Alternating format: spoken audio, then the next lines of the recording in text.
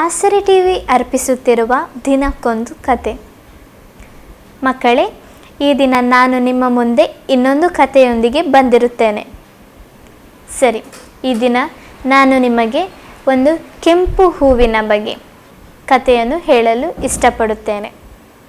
ಒಂದೂರಿನಲ್ಲಿ ಒಂದು ದಿನ ರಾಣಿಯು ತಮ್ಮ ಎಲ್ಲ ಊರಿನವರಿಗೆ, ನಾಳೆಯ ದಿನದಲ್ಲಿ ನನಗೆ ಒಂದು ಕೆಂಪು ಹೂವನ್ನು ಯಾರು ತಂದು ಕೊಡುತ್ತಾರೋ ಅವರಿಗೆ ಬಹುಮಾನವಿದೆ ಎಂದು ಘೋಷಿಸುತ್ತಾರೆ. ಆ ಸಮಯದಲ್ಲಿ ಎಲ್ಲಿ ಸಹ ಕೆಂಪು ಹೂವು ಸಿಗ್ತಿರಲಿಲ್ಲ. ಇದನ್ನು ಕೇಳಿ ಒಬ್ಬ ಬಡ ಮನುಷ್ಯನು, ನಾನು ಹೇಗಾದರೂ ಈ ಸಮಯದಲ್ಲಿ ಕೆಂಪು ಹೂವನ್ನು ತಂದು ರಾಣಿಯವರಿಗೆ ಕೊಡಬೇಕು ಎಂದು ಯೋಚಿಸ್ತಾರೆ. ಆ ಬಡ ಮನುಷ್ಯನು ಅದನ್ನೇ ಯೋಚಿಸ್ತಾ ಹೋಗ್ತಿರ್ತಾನೆ. ಎಲ್ಲ ಕಡೆ ಆ ಬಡ ಮನುಷ್ಯನು ಹುಡುಕ್ತಾನೆ. ಆದರೆ ಅವನಿಗೆ ಆ ಕೆಂಪು ಹೂವು ಸಿಕ್ಕುವುದಿಲ್ಲ. ಇದರಿಂದ ಅವನು ತುಂಬ ಬೇಸರ ಪಡ್ತಾನೆ. ನನಗೆ ಆ ಕೆಂಪು ಹೂವು ಸಿಕ್ಕಿದ್ದರೆ, ನಾನು ಆ ಕೆಂಪು ಹೂವನ್ನು ರಾಣಿಗೆ ಕೊಟ್ಟಿದ್ದರೆ ನನಗೆ ಸ್ವಲ್ಪ ಹಣ ಆದರೂ ಸಿಕ್ತಿತ್ತು, ನಾನು ಕಷ್ಟದಲ್ಲಿದ್ದೇನೆ ಎಂದು ಹೀಗೆ ಯೋಚನೆ ಮಾಡ್ತಾ ಹೋಗ್ತಾ ಇರ್ತಾನೆ. ಇದನ್ನು ಒಂದು ಪಕ್ಷಿ, ಕೋಗಿಲೆ ಎಲ್ಲರಿಗೂ ಗೊತ್ತಿದೆ ಅಲ್ಲ ಮಕ್ಕಳೇ. ಕೋಗಿಲೆಯು ಆ ಬಡ ಮನುಷ್ಯನನ್ನು ನೋಡಿ, ಏನಾಯಿತು, ಏನು ವಿಷಯ ಎಂದು ಆ ಕೋಗಿಲೆ ಆ ಬಡ ಮನುಷ್ಯನನ್ನು ಕೇಳ್ತದೆ. ಅದಕ್ಕೆ ಆ ಬಡ ಮನುಷ್ಯನು ಎಲ್ಲ ಸಂಗತಿಯನ್ನು ಹೀಗೆ ರಾಣಿಯು ಕೆಂಪು ಗುಲಾಬಿಯನ್ನು ತರಲು ಹೇಳಿದ್ದಾರೆ, ಆದರೆ ಈ ಸಮಯದಲ್ಲಿ ಕೆಂಪು ಗುಲಾಬಿ ಎಲ್ಲಿಯೂ ಸಿಕ್ಕುವುದಿಲ್ಲ ಎಂದು ಹೇಳ್ತದೆ. ಈಗ ಅದಕ್ಕೆ ಆ ಕೋಗಿಲೆ ಯೋಚನೆ ಮಾಡ್ತದೆ, ಸರಿ, ಇವನಿಗೆ ನಾನು ಆ ಕೆಂಪು ಗುಲಾಬಿಯನ್ನು ಹುಡುಕಿ ತಂದು ಕೊಡಬೇಕು ಎಂಬುದಾಗಿ ಯೋಚಿಸಿ ಅದು ಅಲ್ಲಿಂದ ಹಾರಿ ಹೋಗ್ತದೆ. ಹಾಗೆ ಅದು ಕೂಡ ಕೆಂಪು ಗುಲಾಬಿಯನ್ನು ಹುಡುಕ್ತಾ ಇರ್ತದೆ. ಆದರೆ ಏನು ಮಾಡುವುದು, ಆ ಸಮಯದಲ್ಲಿ ಕೆಂಪು ಗುಲಾಬಿ ಸಿಕ್ಕುವುದು ತುಂಬ ಕಷ್ಟ. ಆದರೂ ಅದು ಹುಡುಕ್ತಾ ಇರ್ತದೆ. ಹುಡುಕಿ ಮತ್ತೆ ಅದಕ್ಕೆ ಒಂದು ಗುಲಾಬಿ ಸಿಗ್ತದೆ. ಆದರೆ ಅದು ಕೆಂಪಾಗಿರುವುದಿಲ್ಲ, ಅದು ಬಿಳಿ ಗುಲಾಬಿ ಅದಕ್ಕೆ ಸಿಗ್ತದೆ. ಈಗ ಅದು ಯೋಚನೆ ಮಾಡ್ತದೆ, ಕೆಂಪು ಗುಲಾಬಿ ಸಿಗಲಿಲ್ಲ, ಬಿಳಿ ಗುಲಾಬಿ ಏನೋ ಸಿಕ್ಕಿತ್ತು, ಆದರೆ ರಾಣಿ ಕೇಳಿದ್ದು ಕೆಂಪು ಗುಲಾಬಿ.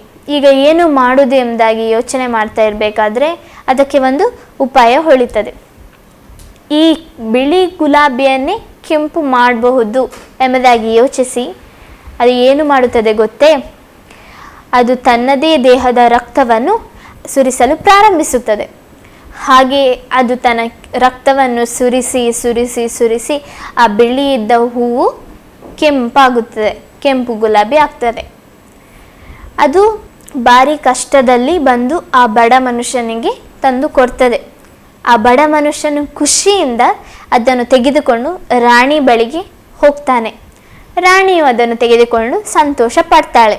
ಹಾಗೂ ಅವನಿಗೆ ಕೊಡಬೇಕಾದ ಹಣವನ್ನು, ಏನು ಘೋಷಣೆ ಮಾಡಿದ್ರೋ ಅಷ್ಟು ಹಣವನ್ನು ಬಡ ಮನುಷ್ಯನಿಗೆ ಕೊಡ್ತಾರೆ. ಆದರೆ ಆ ಬಡ ಮನುಷ್ಯನು ಏನು ಮಾಡ್ತಾನೆ ಗೊತ್ತೇ ಮಕ್ಕಳೇ, ಆ ಬಡ ಮನುಷ್ಯನು ಸಹಾಯ ಮಾಡಿದ ಆ ಕೋಗಿಲೆನೇ ಮರೆತು ಬಿಡ್ತಾನೆ. ಆ ಕೋಗಿಲೆಯು ರಕ್ತವನ್ನು ಸುರಿಸಿ ಆಗಲೇ ಅದು ಸತ್ತಿರುತ್ತದೆ. ಈಗ ಈ ಬಡ ಮನುಷ್ಯನಿಗೂ ಕೂಡ ಅದರ ನೆನಪೇ ಬರುವುದಿಲ್ಲ. ರಾಣಿಯಿಂದ ಆ ಹಣವನ್ನು ತೆಗೆದುಕೊಂಡು ಹೋಗಿ ತನ್ನ ಜೀವನದಲ್ಲಿ ಅವನಿಗೆ ಏನು ಬೇಕಿತ್ತು ಅದನ್ನು ತಗೊಂಡು ಅವನ ಜೀವನವನ್ನು ಅವನು ನಡೆಸ್ತಾ ಇರ್ತಾನೆ. ಇಲ್ಲಿ ಅವನು ಆ ಕೋಗಿಲೆಯನ್ನು ಮರೆತು ಬಿಟ್ಟಿರ್ತಾನೆ. ಹೇಗೂ ಕೋಗಿಲೆ ಸತ್ತಿರುತ್ತದೆ, ಕೋಗಿಲೆ ಮಾಡಿದ ಸಹಾಯವನ್ನು ಮರೆತು ಬಿಟ್ಟಿರ್ತಾನೆ. ನಾವು ಈ ಕತೆ ಮೂಲಕ ಏನು ತಿಳ್ಕೊಳ್ಬಹುದು ಮಕ್ಕಳೇ, ಯೇಸಪ್ಪ ಕೂಡ ನಮಗೆ ಆ ಶಿಲುಬೆಯಲ್ಲಿ ತನ್ನ ರಕ್ತವನ್ನು ಸುರಿಸಿದ್ರು. ಅವರು ತಪ್ಪು ಮಾಡದಿದ್ದರೂ ನಾವು ಮಾಡಿದ ತಪ್ಪಿಗೋಸ್ಕರ ಯಾರಾದರೂ ತಮ್ಮ ರಕ್ತವನ್ನು ಸುರಿಸುವರೋ? ಎಂದಿಗೂ ಇಲ್ಲ.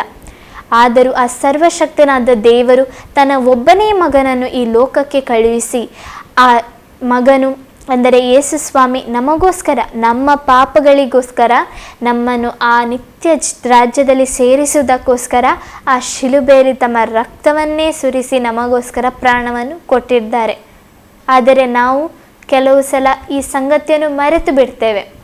ಕೆಲವು ಸಲ ನಮ್ಮದೇ ಒಂದು ಯೋಚನೆಯಲ್ಲಿ ಇರ್ತೇವೆ, ಈ ಸಂಗತಿಯನ್ನು ಮರೆತು ಬಿಡ್ತೇವೆ. ಆದರೆ ನಾವು ಯಾವತ್ತೂ ಈ ಸಂಗತಿಯನ್ನು ಮರೆತು ಬಿಡಬಾರ್ದು. ಯೇಸು ಸ್ವಾಮಿ, ಯೇಸಪ್ಪ ನನಗೋಸ್ಕರ ಶಿಲುಬೆಯಲ್ಲಿ ರಕ್ತವನ್ನು ಸುರಿಸಿದ್ದಾರೆ. ಅದನ್ನು ನಾವು ಯಾವಾಗಲೂ ನೆನೆಸಿ ಆತನನ್ನು ಸ್ತುತಿಸುವವರಾಗಿರಬೇಕು. ಆತನು ಮಾಡಿದ ಉಪಕಾರಗಳನ್ನು ಯಾವಾಗಲೂ ಹೇಳಿಕೊಂಡು ಆತನನ್ನು ನಾವು ಸ್ತುತಿಸುವವರಾಗಿರಬೇಕು. ಮಕ್ಕಳೇ, ಸ್ತುತಿಸ್ತಿರಲ್ಲ ನೀವು, ಇನ್ನು ದಿವಸ ದೇವರನ್ನು ಸ್ತುತಿಸುವವರಾಗಿರಬೇಕು. ಸರಿಯಾ? ಸರಿ, ಇಲ್ಲಿಗೆ ಈ ಕತೆ ಮುಗಿಯಿತು.